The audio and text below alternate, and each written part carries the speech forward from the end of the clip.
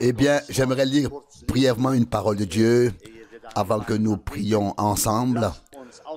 Levez-vous avant ou pendant la lecture de la parole. J'aimerais lire Néhémie 9, verset 5, au milieu du verset. Ah, louez le Seigneur votre Dieu, d'éternité en éternité.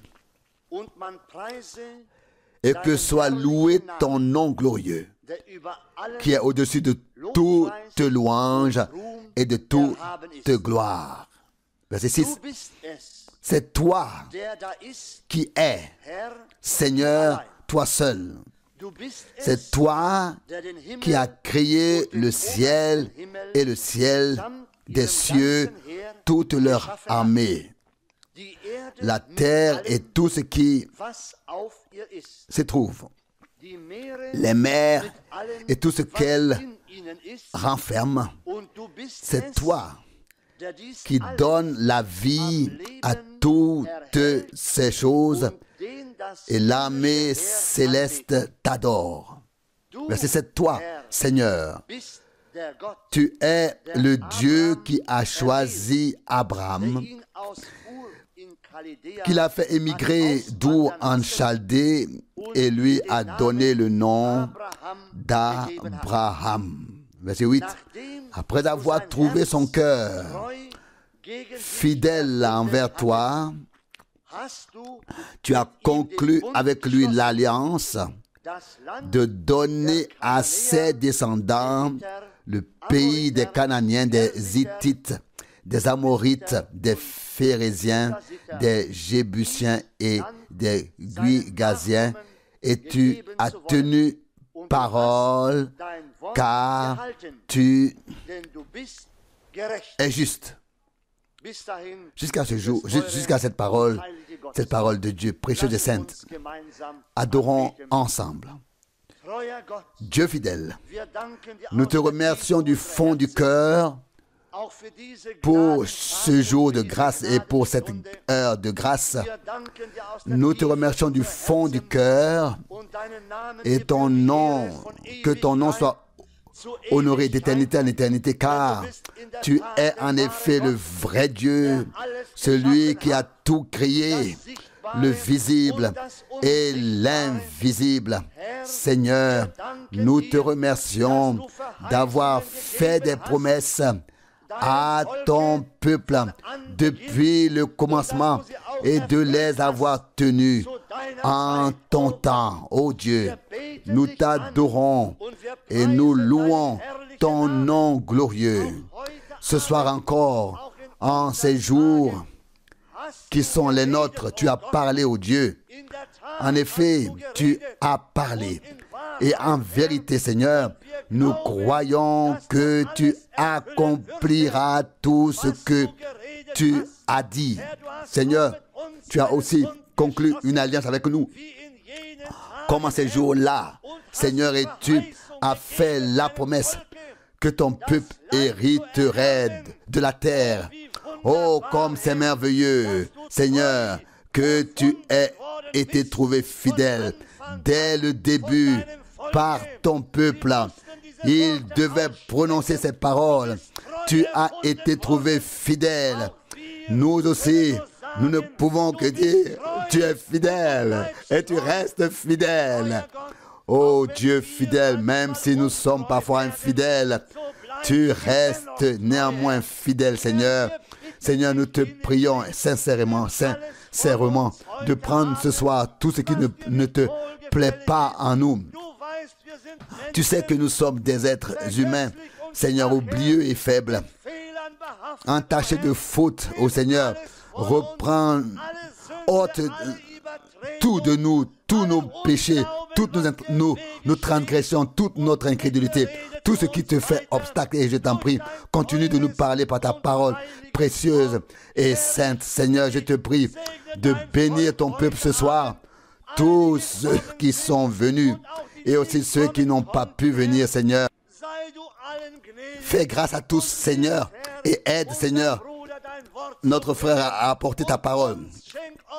Et ouvre-nous le cœur et les yeux, ô Dieu, afin que nous puissions recevoir ce que tu veux nous dire par ta parole précieuse et sainte. Nous t'adorons et louons ta grâce. Sois avec nous, Seigneur.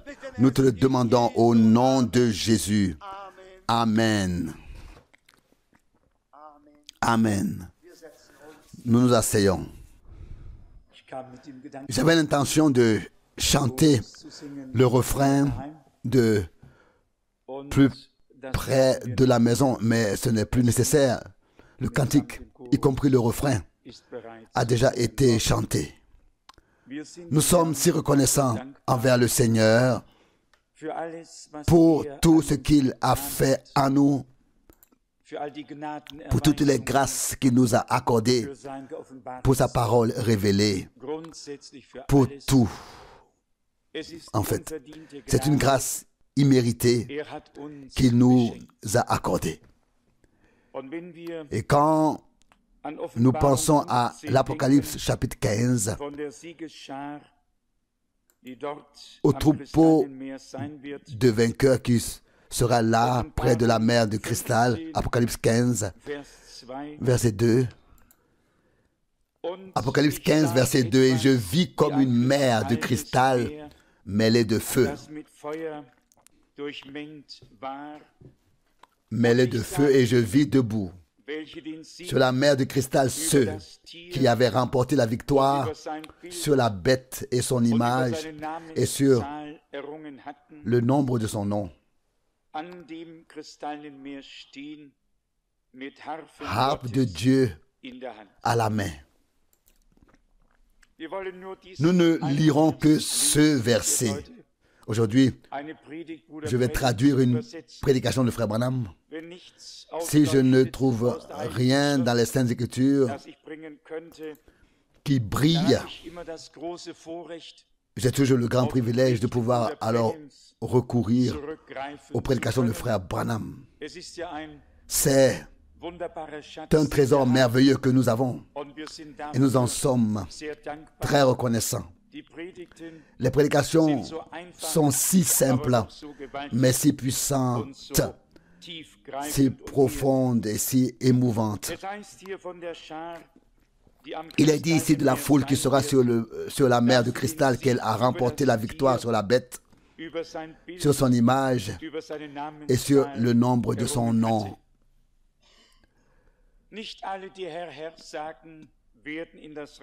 Tous ceux qui disent Seigneur, Seigneur n'entreront pas dans le royaume de Dieu.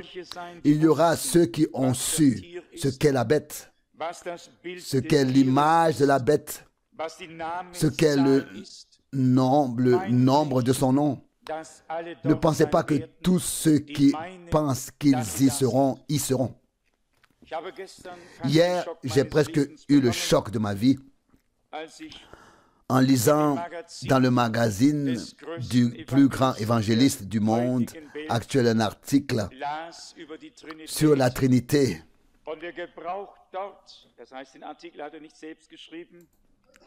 Et il utilise, il n'a pas lui-même écrit ce magazine.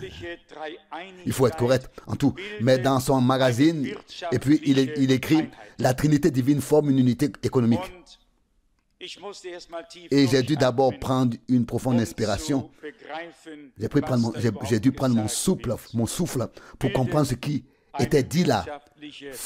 La Trinité forme une unité économique. Une unité économique. Ce que l'un ne peut pas faire, l'autre le fait pour eux. L'autre le fait peut-être. Ce que l'un a oublié, le troisième le fait. La Trinité formerait une unité économique. Incroyable.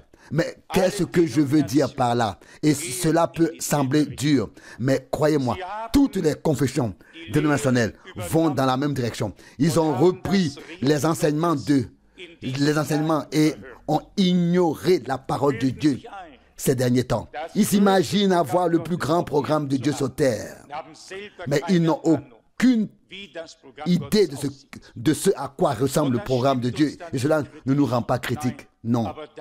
mais reconnaissant.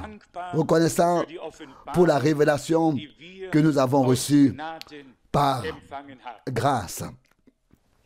Ici, comme nous l'avons lu, il y aura une foule qui aura remporté la victoire sur la bête, sur l'image de la bête et sur le nombre de son nom. Ce sera la foule. Il doit donc s'agir de personnes qui ont eu la révélation de ces choses. Est-ce le cas ou non? C'est le cas, à 100%. Mais comme je l'ai dit, nous ne voulons pas prêcher aujourd'hui. Deux choses ont attiré mon attention dans la parole d'introduction. La première était le fait mentionné au verset 8. Verset 8, Néhémie 9, verset 8. Après avoir trouvé son cœur fidèle envers toi, tu as conclu une alliance avec lui. Puisse Dieu trouver notre cœur fidèle envers lui, afin de nous inclure dans cette alliance. Dieu a conclu une alliance sur la croix à Golgotha. Et puis, la dernière partie du verset 8. Et tu as tenu parole, car tu es juste. Puisse Dieu nous trouver fidèles dans ce qu'il nous a confié, fidèles dans ce qui nous a été accordé. Et puissions-nous aussi pouvoir dire, Seigneur, tu as tenu ta parole, car tu es juste. Comme frère Rousse l'a déjà souligné, il est aussi fidèle et il est vrai. Ce qu'il a promis, il le tient certainement. Chantons crois seulement, et ensuite je vais traduire une prédication, une très vieille prédication ce soir.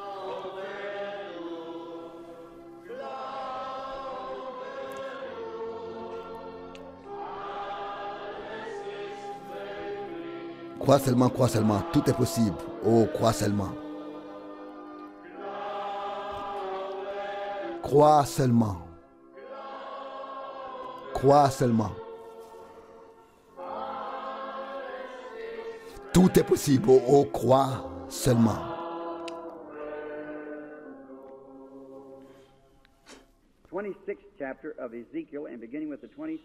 Je voudrais lire le chapitre 36 du prophète Ézéchiel, verset 26.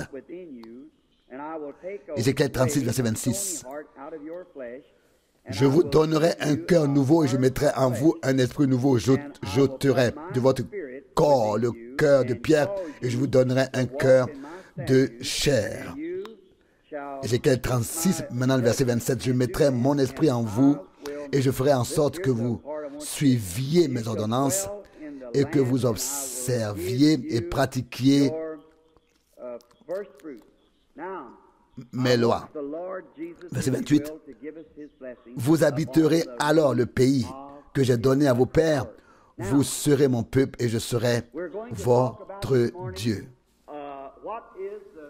Nous allons maintenant parler du fondement et j'aimerais que frère David et vous tous fassiez preuve de patience. Je voudrais parler de ce qu'il faut pour mener une vie chrétienne, de ce qui la compose. Eh bien, il y a beaucoup de choses et nous savons beaucoup de choses, mais nous ne savons pas beaucoup de choses.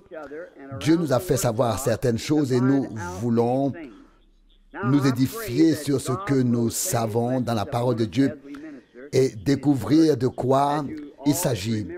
Que Dieu nous bénisse pendant que nous proclamons sa parole. Pensez-y et priez. Pour commencer, je voudrais dire ceci.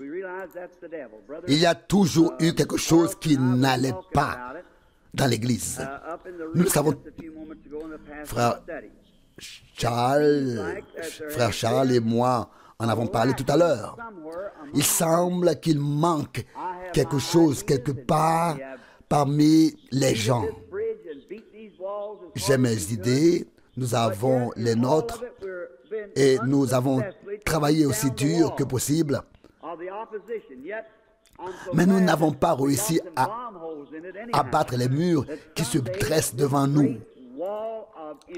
D'une certaine manière, on dirait que nous avons creusé la question. Mais un jour, les murs devront tomber et Dieu, l'armée unie de Dieu, avancera sous une grande bannière du Seigneur Jésus-Christ. C'est mon sincère espoir. Eh bien, si l'Église du Dieu vivant est la colonne de la vérité, alors Dieu a prévu de faire d'elle une Église puissante, une Église glorieuse, une Église que le monde entier peut admirer, une épouse du Christ, qui est acceptée, qui peut être représentée pour vivre dans une telle atmosphère et se comporter de telle sorte que Dieu puisse être fier de cette Église pour la lui présenter au retour du Seigneur, pour montrer que nous pouvons vivre de telle qualité.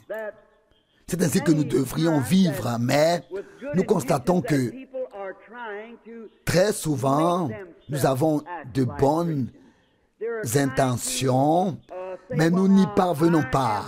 Nous essayons d'agir en chrétien et nous disons, nous sommes ceci, nous sommes cela, et nous essayons de vivre correctement, mais nous n'y parvenons pas.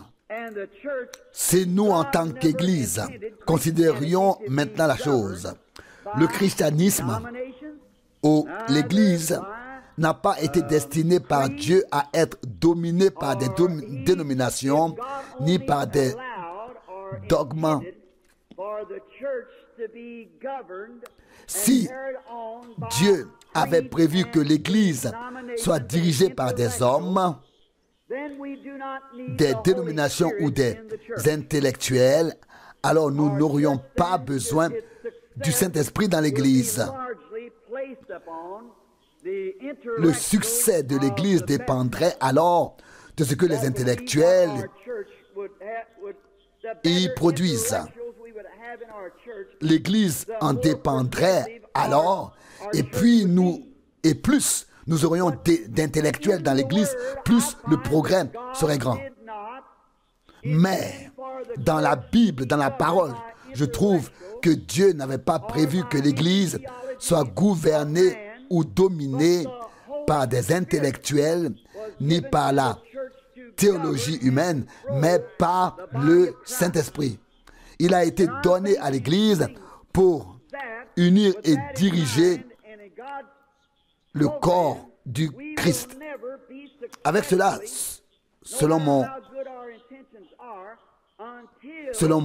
conformément au programme de Dieu, nous ne réussirons jamais avant d'être revenus au centre de la volonté de Dieu par le Saint-Esprit. Eh bien, ce n'est pas nouveau d'en parler. On a souvent parlé de ce texte et de ce sujet, mais nous allons maintenant l'éclairer sous un autre angle. Nous avons parfois l'impression que c'est le Saint-Esprit qui est à l'œuvre, mais d'autres choses sont mélangées. Et ce n'est pas normal. Lorsque le Saint-Esprit essaie de faire quelque chose et que quelque chose se lève, la jalousie s'installe et d'autres veulent faire la même chose. Et c'est déjà la preuve qu'ils n'ont pas le Saint-Esprit. Eh bien, les gens ont tellement vu de choses dans les dénominations qu'ils sont lents, car il y a des dictateurs partout. et vous devez faire ceci, et vous devez faire cela. Les choses sont dictées. Encore quelqu'un, un dictateur, ceci et cela, que vous devez faire. Partout, on décide de ce qui doit être fait pour tous les autres. Et il semble que nous soyons impuissants, mais voyez, nous avons un corps. J'ai mes bras, ma bouche, tous mes membres doivent être efficaces, en harmonie les uns avec les autres. Et si Dieu a assemblé son corps de cette manière et veut le gouverner par son esprit, alors il doit y avoir une possibilité, un programme dans lequel il peut être, qui va au-delà de ce que nous avons aujourd'hui. Eh bien, dans le livre d'Ézéchiel, la Bible dit, et Ézéchiel était un prophète, je vous donnerai un cœur nouveau. J'aime ça, parce que Dieu dit qu'il va faire quelque chose de nouveau. Cela ne signifie pas qu'il va réparer l'ancien. Non, je vous donnerai un cœur nouveau. Et j'ôterai de votre corps le cœur de pierre, et je vous donnerai un esprit nouveau. Il n'a pas dit qu'il donnerait un petit coup de pouce. Non, il fera quelque chose de nouveau. Non pas seulement relever un peu l'ancien, réparer, mais offrir quelque chose de nouveau. Et non pas non plus mélanger l'ancien avec le nouveau. Non, il ne fera pas non plus cela. Jésus en a parlé dans l'évangile de Luc lorsqu'il a dit « Vous ne pouvez pas mettre du vin nouveau dans de vieilles outres. » Dans de vieilles bouteilles, dans le texte anglais. Marc 2, 22. Eh bien, j'ai d'abord dû devenir missionnaire pour savoir ce que cela signifiait. Quand nous avons une bouteille, nous savons qu'elle ne peut ni se gâter ni vieillir. Mais vous savez de quoi étaient faites ces bouteilles à l'époque, à savoir de la peau d'un animal cousu ensuite ensemble pour que le liquide puisse être conservé. Que ce soit de l'eau, du vin ou de l'huile, tout y était mis. Mais quand la peau vieillit, elle sèche. Et c'est là que l'on retrouve le lien avec ce que Jésus voulait dire. Si l'on mettait du vin nouveau dans une si vieille outre en peau, elle éclaterait. Vous pouvez y mettre de l'eau et il ne se passera rien du tout. Mais vous ne pouvez pas y mettre du vin, car l'eau, qu'est-ce que c'est? Vous connaissez la composition de l'eau et il ne peut rien lui arriver. L'eau repose, elle est calme, rien ne se passe, elle n'a pas de vie en elle. Vous voyez? Mais c'est tout à fait différent avec le vin. Le vin a la vie en lui. Le vin nouveau, il passe par le processus de fermentation et il y a des choses qui bougent à l'intérieur. Et s'il se dilate dans la vieille bouteille en peau, alors elle va éclater. Et puis la bouteille en peau est cassée et le vin est perdu. Les deux ne sont plus là. C'est ainsi que nous voyons les choses aujourd'hui. Vous ne pouvez pas passer à travers une vieille forme et devenir nouveau en pensant que vous faites maintenant partie du programme de Dieu intellectuellement. Non, ça ne marche pas comme ça. Cette vieille peau sèche doit disparaître et quelque chose de nouveau doit naître. Une nouvelle peau, une nouvelle bouteille. Et vous savez comment c'était avec les animaux. Quand on prenait une nouvelle peau, une peau fraîche, elle était encore souple, elle s'étirait encore, elle contenait encore de la graisse. Et ainsi, elle cédait et elle restait en place. Mais il n'en était pas de même avec l'ancienne, devenue cassante. C'est comme ça aujourd'hui. Écoutez, nous avons besoin de vin nouveau, mais où sont les nouvelles bouteilles? Jésus-Christ est le même hier, aujourd'hui et éternellement. Sa puissance est la même aujourd'hui. Les intellectuels, à la peau dure, qui disent oh, attendez un peu, le temps des miracles est passé, est révolu. C'est le docteur John qui nous l'a dit. Non, c'est tout à fait différent lorsque le vin nouveau est mis dans une nouvelle autre. Vous voyez, lorsque la vie commence à bouger, rien n'éclate. Tout s'adapte et bouge avec cette vie. Vous voyez, Dieu a fait des promesses divines. Et Jésus-Christ reste le même hier, aujourd'hui et pour l'éternité. Lorsque vous êtes devenu nouveau, que du vin nouveau est entré en vous, vous dites Alléluia, gloire à Dieu. C'est vrai, c'est la vérité. Vous voyez, vous ne pouvez pas mettre du vin nouveau dans de vieilles bouteilles. Non, cela ne marcherait pas. Vous voyez, si nos enseignants, si nos prédicateurs, si les bergers, laissez-moi vous le dire, nous avons besoin d'une nouvelle vie, mais nous avons besoin que cette nouvelle vie soit acceptée. Vous voyez, et il veut mettre son esprit en nous, car l'esprit soutient la parole. Autrefois, quand quelqu'un était guéri et témoignait cela, les noms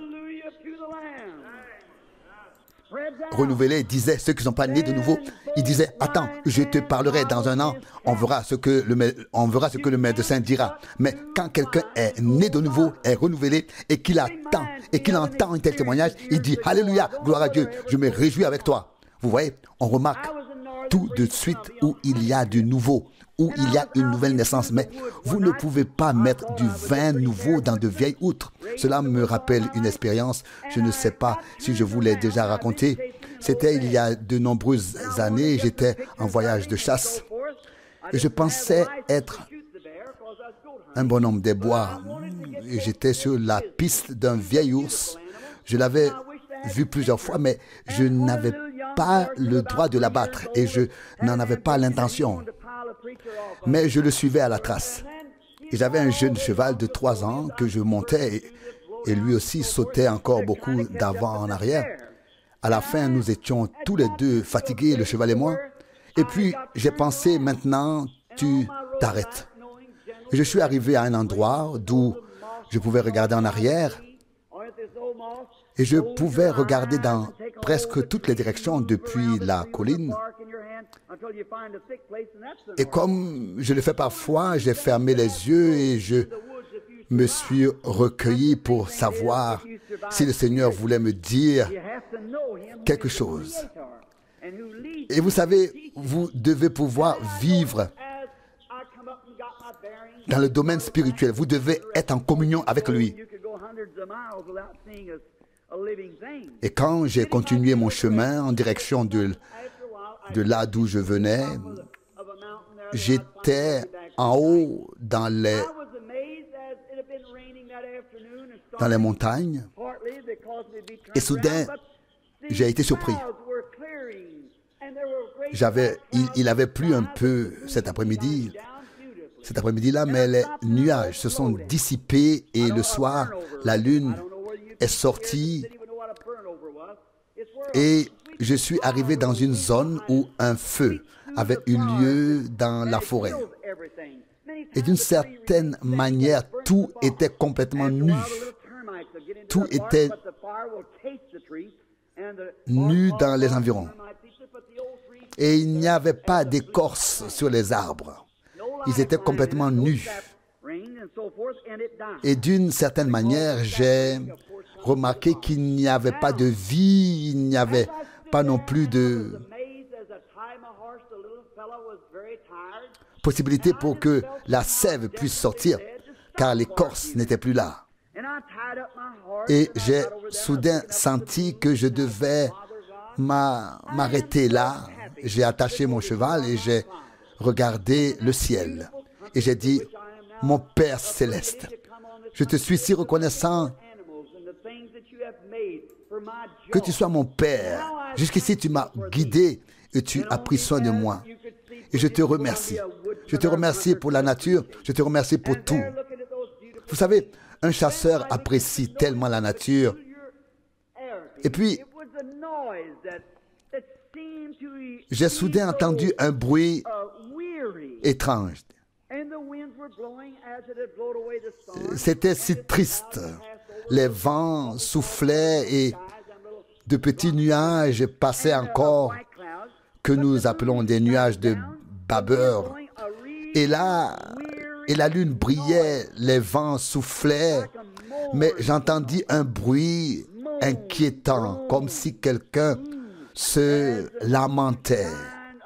Et le vent le fit entrer. Et je ne savais pas encore ce que c'était. Un gémissement presque effrayant. Et je me suis dit, oui, Seigneur, que signifie tout cela? On nous dit pourtant que les pas du juste sont guidés par le Seigneur et que tout sert au bien de ceux qui aiment Dieu. Que se passe-t-il ici, Seigneur? De quoi s'agit-il? C'est ton grand amour pour ton peuple. Nous traversons l'obscurité, c'est vrai, mais la lumière revient toujours.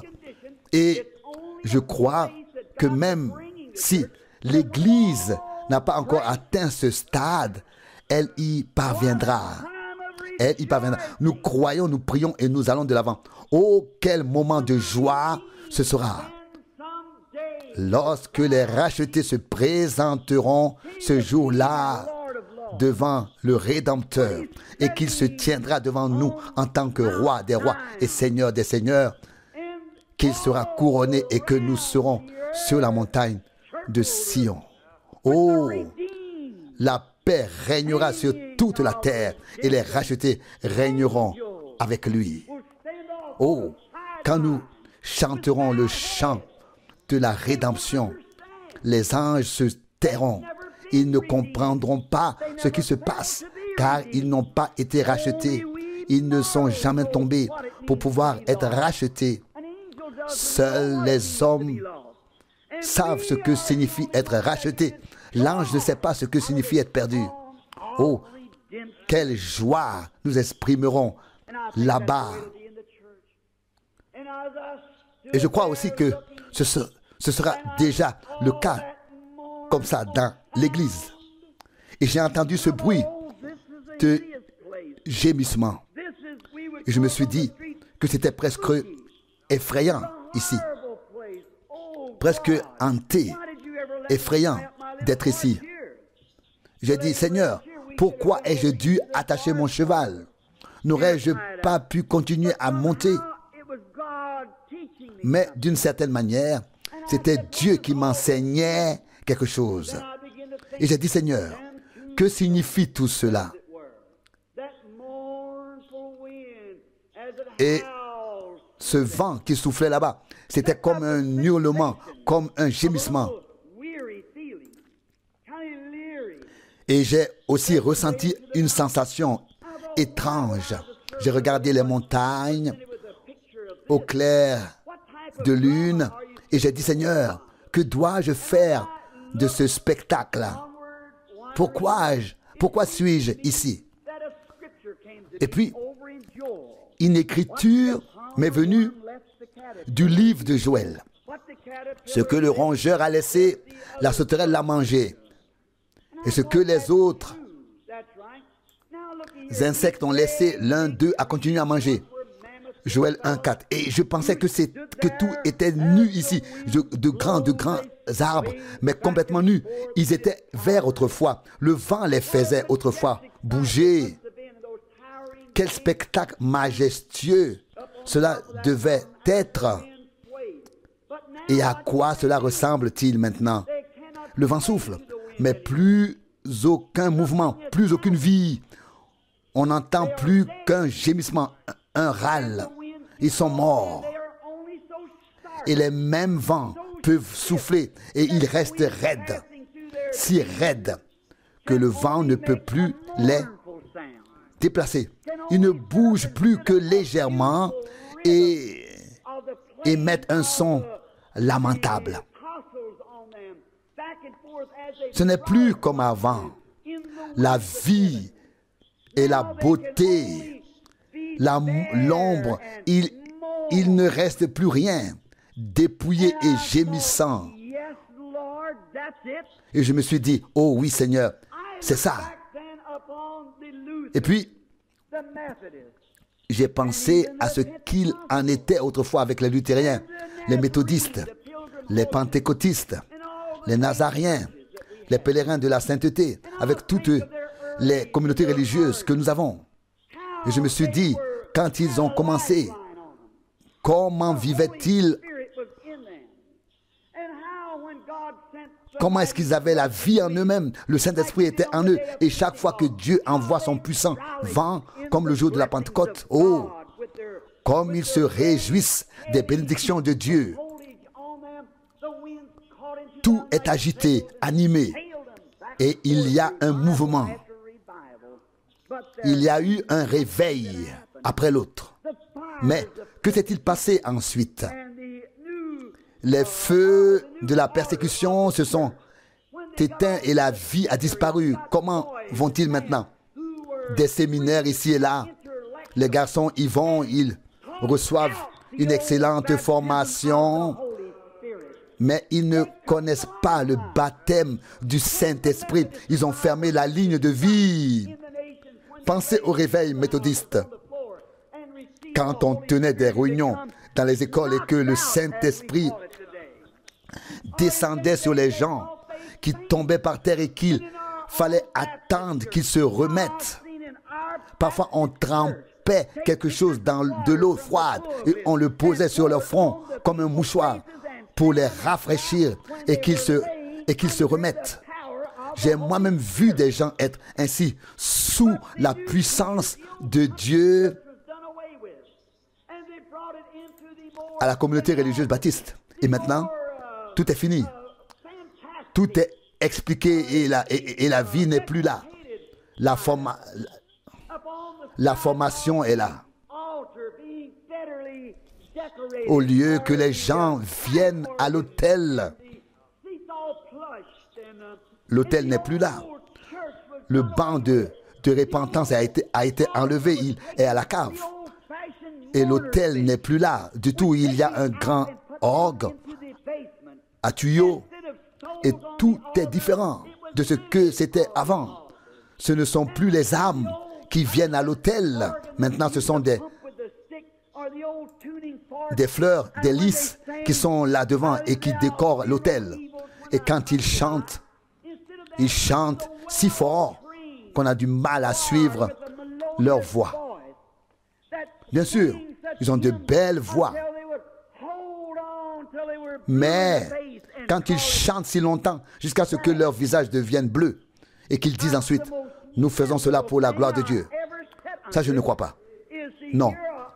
Quand j'entends ce genre de choses, c'est très mauvais.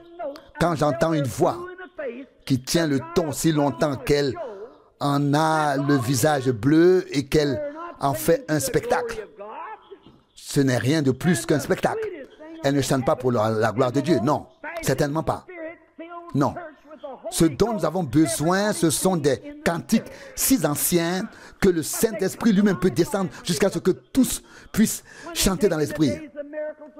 Vous voyez, ils disent, les jours des miracles sont révolus et ce n'est plus là, etc.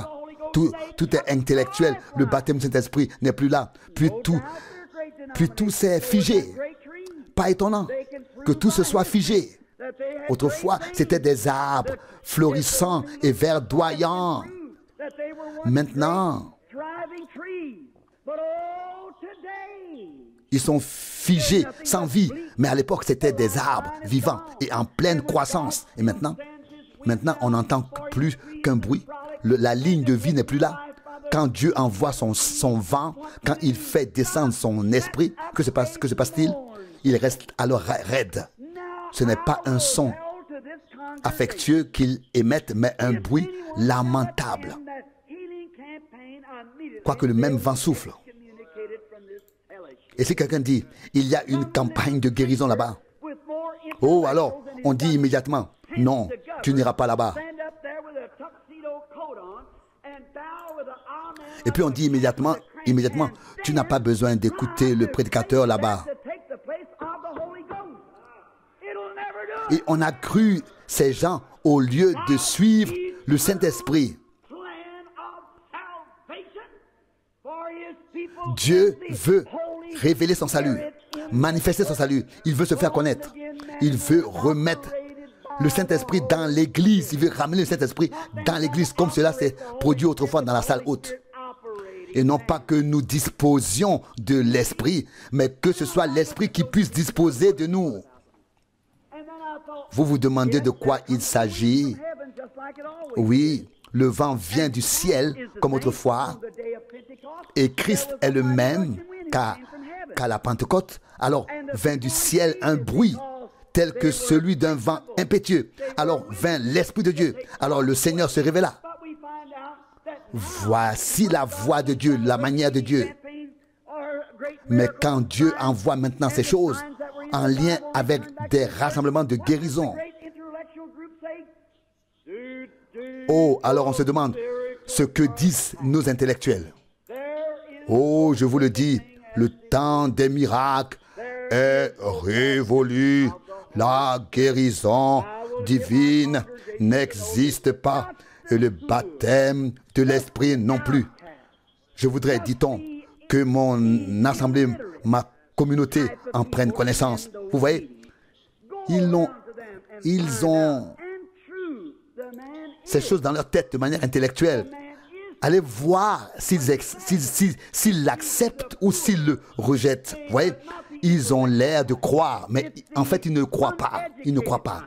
Ils sont intellectuels. Ce sont ceux qui se considèrent comme non éduqués. Les gens simples aimaient entendre le Seigneur, l'écouter, c'est écrit. Alors, je me suis dit, pourquoi suis-je ici maintenant? Et je vois ça. Et puis, j'ai réalisé à quoi cela sert. Que Dieu agisse, que le tonnerre vienne du ciel, que tout soit nu et qu'il n'y ait pas de vie et que rien ne bouge. Vous voyez, Jésus a dit, les œuvres que j'ai faites, vous les ferez aussi. Et vous en ferez de plus grandes que celles-ci. Jean 14, 12, les promesses sont là. Mais comment peuvent-elles se réaliser? Puis, j'ai remarqué que ces arbres, ces grands arbres nus, je ne les regardais soudainement plus. Je regardais le sol. Et vous savez ce que j'ai vu? J'ai vu que la graine qui était tombée de ces grands arbres dans le sol avait déjà donné de beaux petits arbres.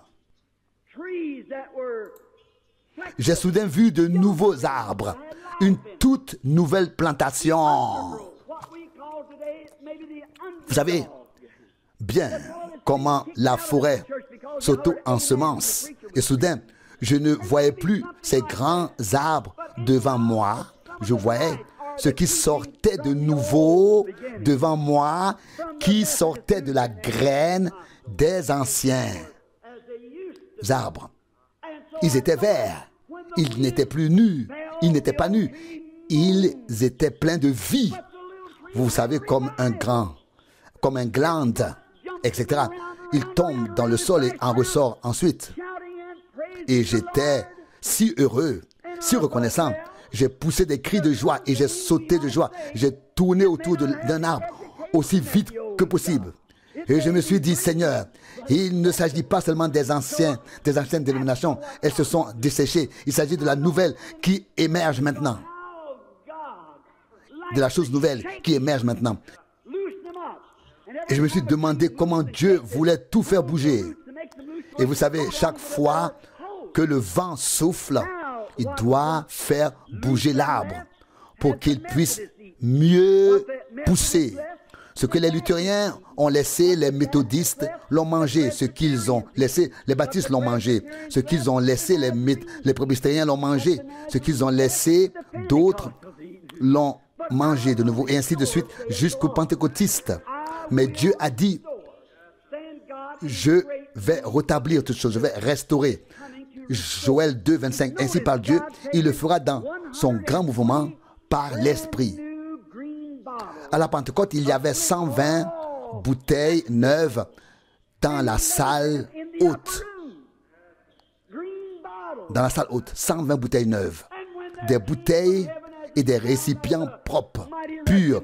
Et puis, le grondement du ciel se fit entendre comme celui d'un vent puissant. Et elle fut remplie d'un nouveau vin de Pentecôte.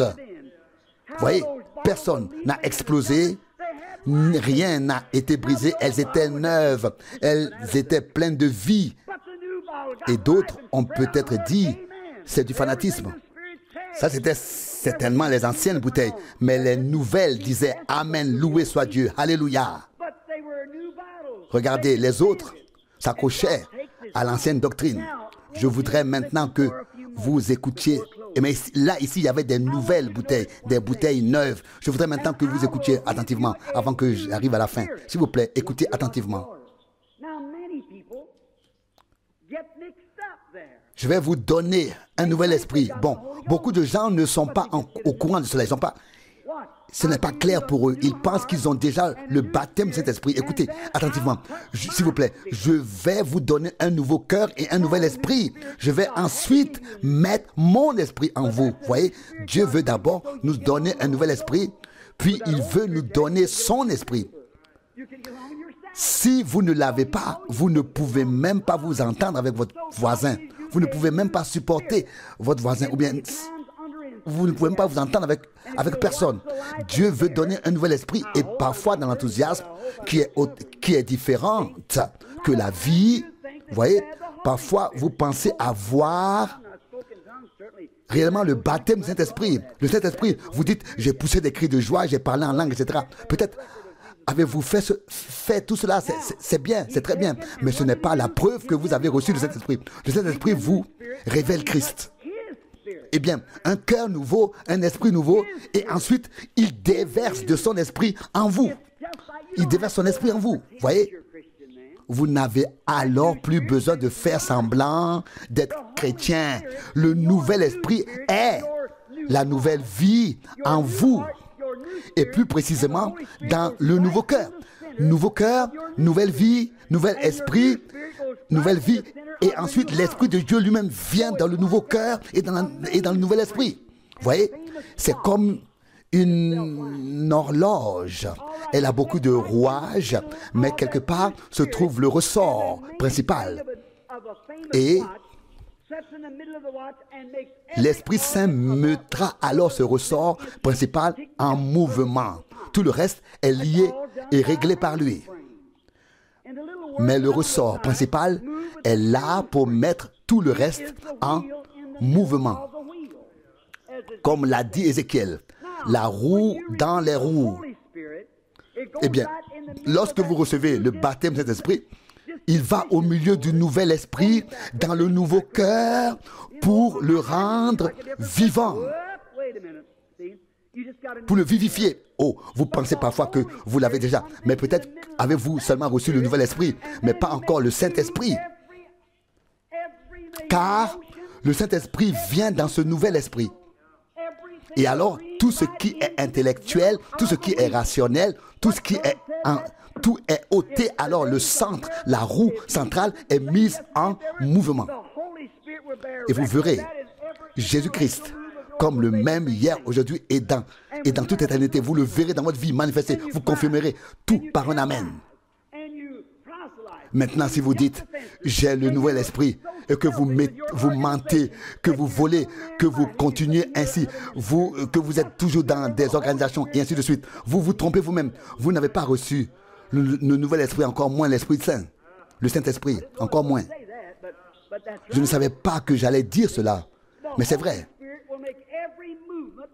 Le Saint-Esprit fera en sorte que chacune de vos actions sera ce que Christ a fait.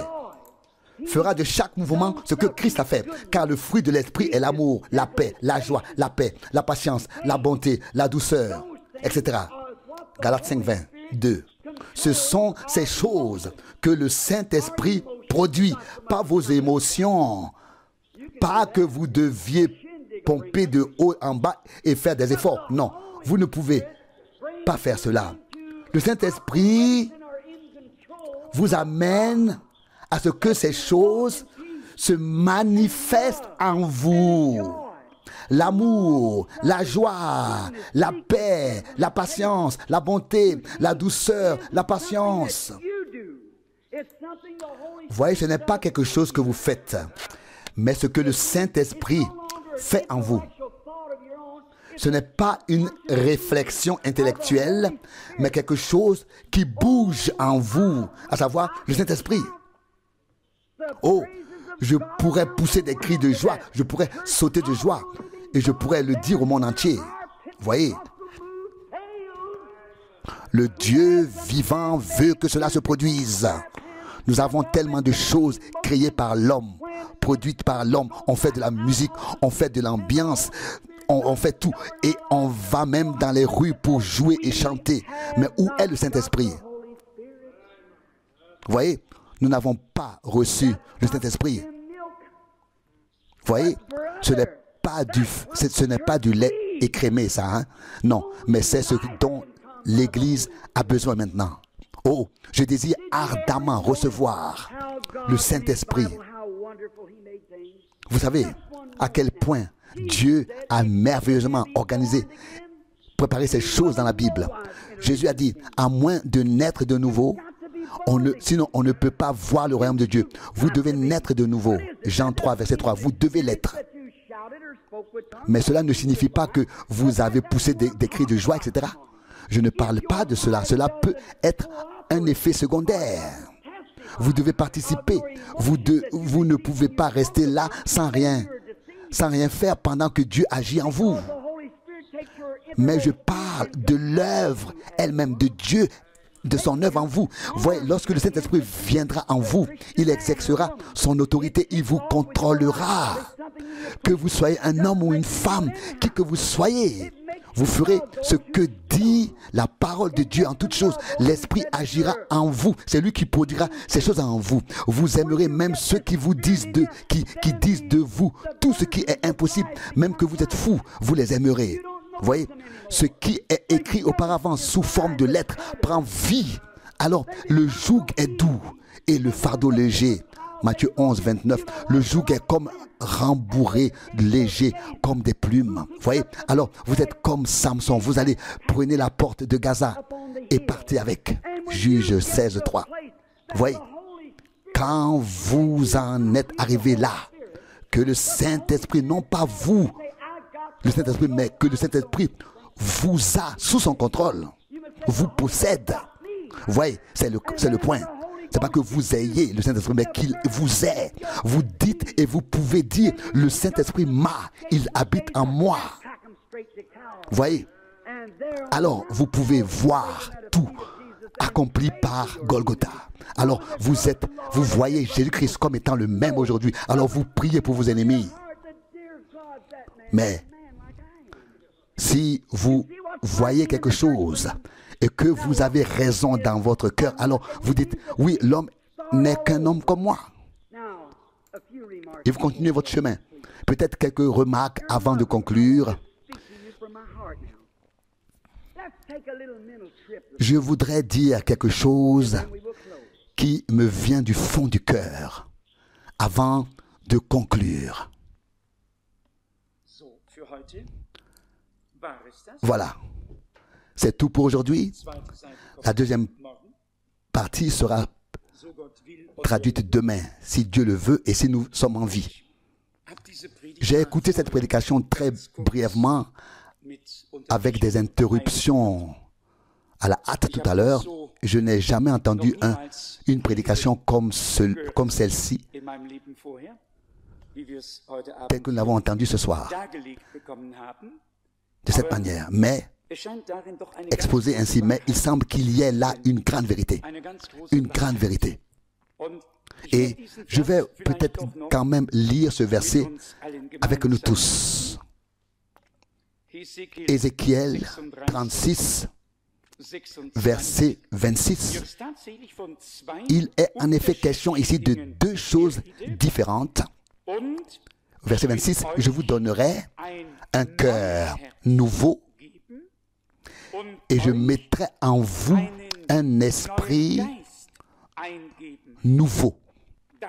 J'ôterai de votre cœur le cœur de pierre et je vous donnerai un cœur de chair. C'est la première chose. Ça, c'est la première chose. La première chose, c'est que l'ancien cœur est ôté et qu'un nouveau est mis à la place. Et que pour que ce nouveau cœur ait la vie, l'esprit doit y entrer. Dieu a insufflé l'esprit à Adam, le souffle de vie, et ainsi il devint une âme vivante. Et c'est la même chose sur le plan spirituel. Nous y reviendrons peut-être tout à l'heure. Je n'ai aucun mal à le voir, car il est dit au verset 27, après qu'il est question d'un cœur nouveau et d'un esprit nouveau, au verset 26, ensuite au verset 27, je mettrai mon esprit en vous et je ferai de vous des hommes qui marchent selon mes lois et qui observent et pratiquent mes commandements. Il y a donc vraiment beaucoup à faire. Ici, il y a beaucoup de contenu ici. En d'autres termes, faire de vous des hommes qui mettent ma parole en pratique, qui marchent dans mes voies. Pour parler peut-être avec le Nouveau Testament, dans l'évangile de Jean au chapitre 20, le Seigneur a soufflé sur les disciples et a dit, recevez l'Esprit Saint. Jean 20, 22. Mais le jour de la Pentecôte, il y eut d'abord le grand bruit, le fait d'être rempli de l'Esprit, d'être équipé, d'être revêtu de la puissance d'en haut. C'est deux choses ici. Nous avons là une très bonne illustration. Un cœur nouveau, donc une nouvelle vie, et donc une vie suscitée par l'Esprit doit y entrer. Et lorsque la vie opérée par l'Esprit est entrée en nous par la nouvelle naissance, Dieu veut ensuite ajouter à cette nouvelle vie opérée par l'Esprit, il veut ajouter la puissance de son Esprit afin que la parole ne soit pas seulement crue et lue, mais qu'elle trouve son accomplissement par la puissance de Dieu qui veut agir en nous. Est-ce que vous comprenez tout cela? L'une est la nouvelle naissance, la nouvelle vie par la nouvelle naissance. Mais la nouvelle vie doit ensuite être équipée, revêtue de la puissance de Dieu lui-même. L'une est la nouvelle naissance par laquelle l'homme accède à cette nouvelle vie avec Dieu. L'autre est l'équipement, le revêtement avec la puissance d'en haut, afin que la nouvelle vie puisse se manifester et que le fruit de l'esprit puisse effectivement se révéler, devenir visible, se manifester. Ce qui est beau, comme nous l'avons entendu, c'est que ce ne sont plus nos efforts. Nous n'avons plus besoin de faire des efforts pour aimer quelqu'un ou pour faire quoi que ce soit d'autre que Dieu nous demande. Au contraire, bien au contraire, la puissance agit, elle est alors en nous. Ou la puissance qui transforme la parole en action est alors en nous. Et nous en avons tous besoin. La parole doit être mise en pratique. Nous n'avons pas seulement besoin d'une nouvelle vie dans un nouveau cœur, nous avons besoin de cette puissance de Dieu dans le nouveau cœur, dans la nouvelle vie qui transforme la parole en acte, en action, en pratique, c'est-à-dire qui produit la confirmation divine. C'est la promesse que le Seigneur nous a faite. Et nous remarquons très clairement que frère Branham n'a pas frappé à côté de la plaque, mais qu'il a frappé en plein. Il a vraiment mis le point sur le i. Il a vraiment frappé en plein dans le mille. Et puis, il dit encore, je ne savais pas du tout que j'allais dire ça aujourd'hui et je ne savais pas non plus que cela serait dit de cette manière. Mais je suis content, heureux que cela ait été dit. Nous remarquons que nous avons changés intérieurement. Une nouvelle vie a commencé. Et nous remarquons aussi que nous avons encore des efforts à faire. Nous essayons de faire ci, nous essayons de faire ça, et nous restons sur le carreau. À cette nouvelle vie, la puissance de Dieu doit maintenant s'ajouter afin que la parole puisse être mise en pratique par chacun de nous. Je le relis encore une fois pour qu'il n'y ait pas de malentendu. Et je veux vous donner un cœur nouveau et vous donner un esprit nouveau. Donc, avec le nouveau cœur, un nouvel esprit. Une expérience avec Jésus-Christ, notre Seigneur. Ça, c'est une expérience avec Jésus-Christ, notre Seigneur. Je veux ôter de votre poitrine le cœur de pierre. Mais maintenant, posons notre main sur ce pauvre cœur. Comme dans la parabole du repas. Mettez la main sur votre cœur. Est-il dur comme de la pierre ou est-il tendre, votre cœur? Y a-t-il de la compassion? Y a-t-il de la vie? Ou est-il encore dur? Il ne s'agit pas de dire nous avons un nouveau cœur et de prier Dieu pour qu'il nous donne la puissance de vivre avec ce nouveau cœur alors qu'il y a encore une pierre à l'intérieur, dure comme la pierre, pas de compassion sincère, rien de ce qui pourrait nous émouvoir. Pour être sûr, je suggérerais de prier pour les deux. Nous prions pour un cœur nouveau, pour un esprit nouveau, pour une vie nouvelle, et nous demandons en plus, Seigneur, accorde-nous avec cette vie nouvelle et ce cœur nouveau, ta puissance,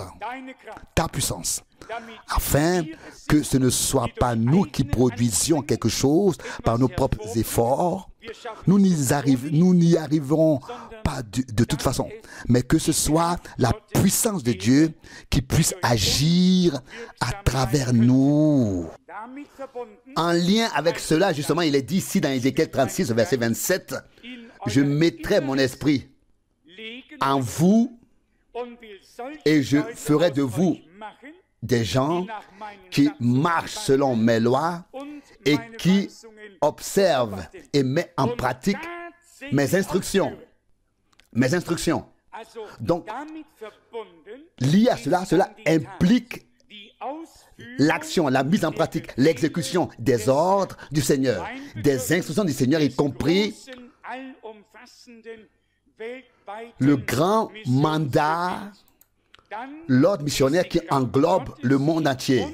Alors, la puissance de Dieu est en nous pour que nous puissions non seulement écouter ses paroles, ses instructions et ses ordonnances, mais aussi les mettre en pratique, les exécuter. C'est ce que je souhaite ce soir. C'est ce que je me souhaite ce soir. C'est ce que je me souhaite ce soir. Que ce ne soit plus l'effort de mener une nouvelle vie, mais que la nouvelle vie soit là.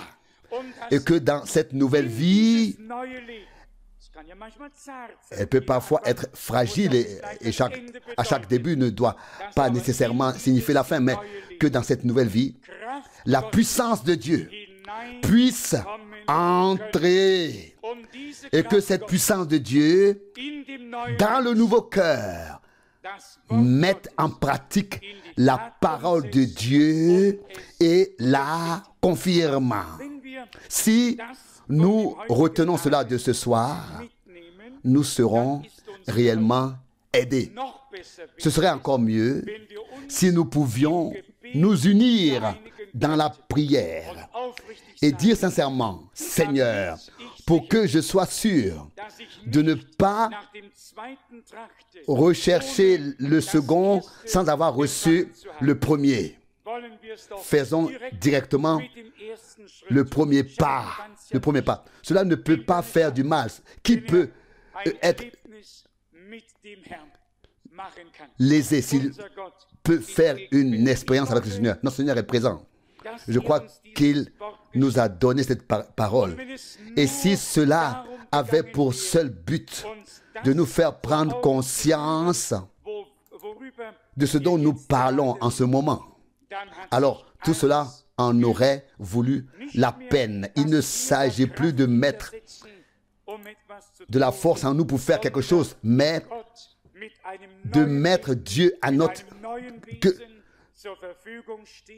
mais de nous mettre à la disposition de Dieu avec une nouvelle vie, avec une nouvelle nature, afin que sa puissance puisse agir puissamment à travers nous. C'est de ça qu'il s'agit maintenant. C'est bien de cela qu'il s'agit. Nous l'avons vu dans le ministère et encore dans la vie de frère Branham. Il pouvait vraiment entourer de ses bras tout le monde. Il ne voulait de mal à personne et il le répète sans cesse. On lui a attribué tous les titres qu'il est possible de trouver sous le soleil. On l'a affublé de tous les noms, de devin, à faux prophète, de séducteur, à escroc, oui, jusqu'à celui de plus grand charlatan. Et cet homme peut dire, il n'y a personne que je ne puisse serrer dans mes bras et à qui je ne puisse dire, je t'aime. Je t'aime. Ça, c'est une grâce de Dieu. Il faut d'abord en avoir fait l'expérience pour pouvoir en parler. Mais je le souhaite. Je nous le souhaite à tous. Mais vous aussi, dites-le une fois. C'est certain. L'amen a été un peu faible. Vraiment. Oui. Oui. Oui. Oui, ça a été faible. Oui, louange et grâce à notre Dieu. Croyons que le Seigneur est bon avec nous. Nous approchons de la fin et à la fin, tout sera comme au commencement. L'Église doit retrouver son état originel. Si nous sommes l'Église, nous devons nous attendre à ce que cela nous arrive. Nous ne voulons pas ressembler aux arbres nus que la lune a éclairés et qui ont fait un bruit qui pouvait nous donner un peu la chair de poule. Par la grâce de Dieu, nous voulons ressembler à la semence, à la graine qui vient de germer, qui a la vie en elle, qui est tombée dans le sol. Nous voulons être le fruit qui, par la grâce de Dieu, renaît maintenant. Je crois que c'est nous. Je crois que Dieu a fait un ensemencement et qu'il y aura aussi une récolte. Laissons donc autour de nous tout bruit qui pourrait effrayer les autres. Que la bonté du Seigneur, l'amour du Seigneur, la douceur, sa nature, sa douceur et tout ce qu'il est, toutes ses vertus se manifestent autour de nous et à travers nous. À travers nous. De plus, nous attendons qu'il dépose son esprit en nous en tant que puissance de Dieu.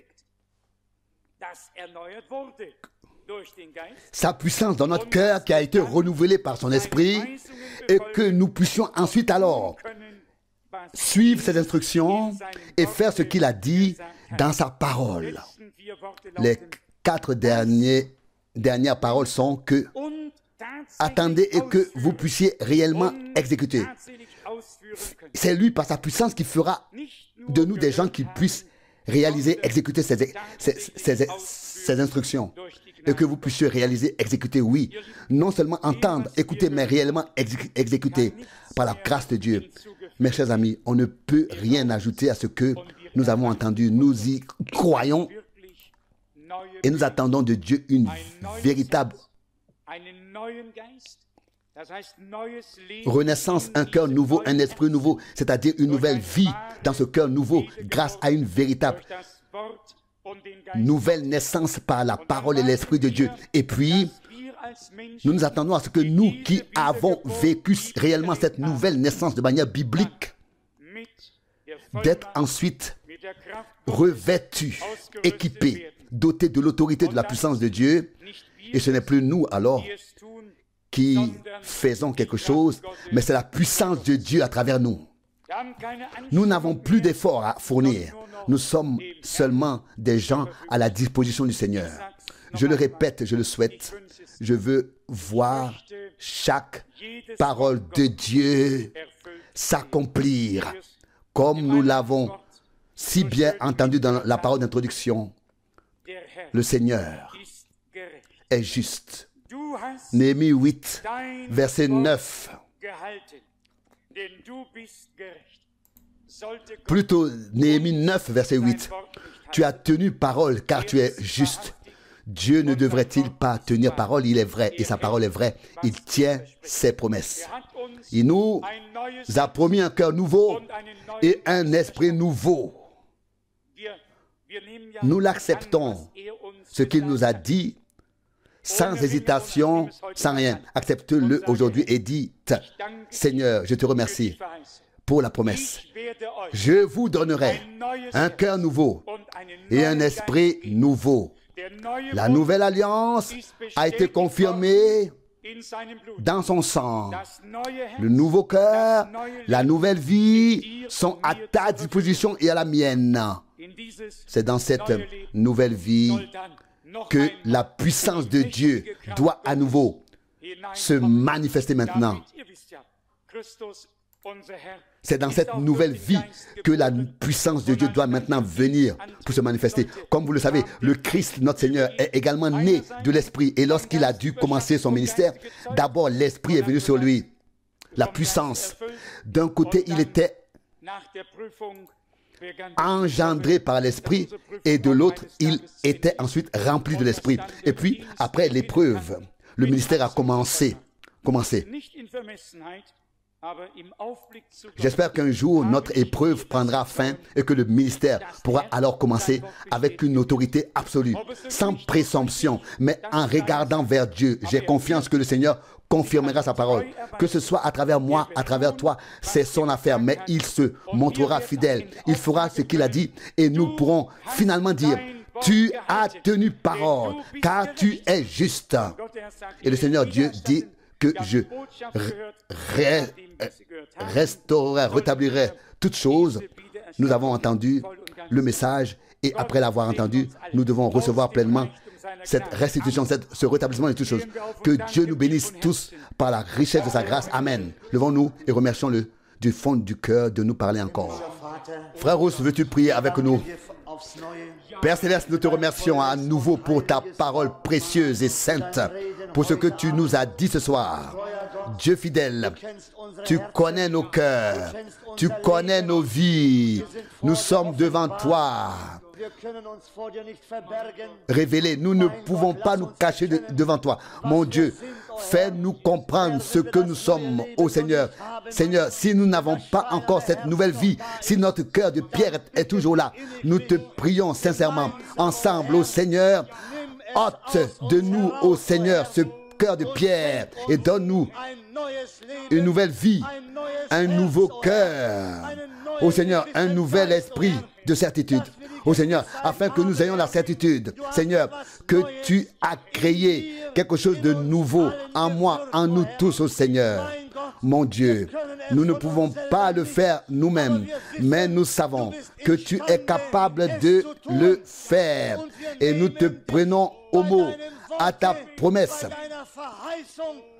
Car tu l'as dit dans Ézéchiel, tu l'as promis, je vous donnerai un cœur nouveau. Mon Dieu, nous ne pouvons pas le prendre nous-mêmes, nous le procurer, mais nous te demandons de nous le donner. Seigneur, fais-le, mon Dieu, si possible, ce soir. Mon Dieu, maintenant, en ce moment précis, tu es juste, tu es fidèle, tu es vrai, Seigneur. Nous t'adorons du plus profond de nous-mêmes. Ô Seigneur, tu tiens parole. Ce que tu as promis, tu veux le donner, Seigneur. Et tu le donnes. C'est pourquoi nous te louons. Mais plus encore, nous voulons avoir ton esprit, Seigneur, et d'être revêtus de ton Saint-Esprit, de la puissance d'en haut. Gloire et honneur, gloire et adoration à ton nom. Seigneur, je te prie, crée de telles prières dans nos cœurs. Ce soir, Seigneur, donne le vrai désir, donne la vraie faim et le vrai désir pour cela, ô Seigneur, pour toutes ces choses, car ainsi, nous ne pouvons pas subsister devant toi, Seigneur. Nous avons de plus en plus besoin de toi. Nous avons besoin de ce que tu crées, Seigneur. Pas de ce que nous créons, mais de ce que tu crées. C'est ce dont nous avons besoin, Seigneur. Et nous voyons dans les Écritures que tu l'as toujours donné à ton peuple. Même à l'époque, autrefois, où tu étais sur terre, Seigneur, tu l'as donné à tes disciples. Et nous avons besoin que tu nous le donnes, ô Dieu. Nous ne faisons pas que le dire, Seigneur. Nous le savons à partir d'aujourd'hui, Seigneur. Nous le pensons réellement. Donne-nous la vie. Donne la vie à toute ton œuvre. Oh, fais de nous quelque chose, Seigneur, pour l'honneur de ton nom, Seigneur. Seigneur, nous croyons que tu atteindras le but avec nous, Seigneur. Gloire à ton nom. Seigneur, accorde la grâce, que personne ne doute. Mais nous savons que tu es toujours le même, hier, aujourd'hui et pour l'éternité. Alléluia. Gloire et honneur, gloire et adoration à ton nom. Alléluia. Amen. Tout est nouveau. Tout est nouveau. Le sang de l'agneau me purifie et crée tout nouveau. Tout est nouveau. Tout est nouveau. Le sang de l'agneau me purifie.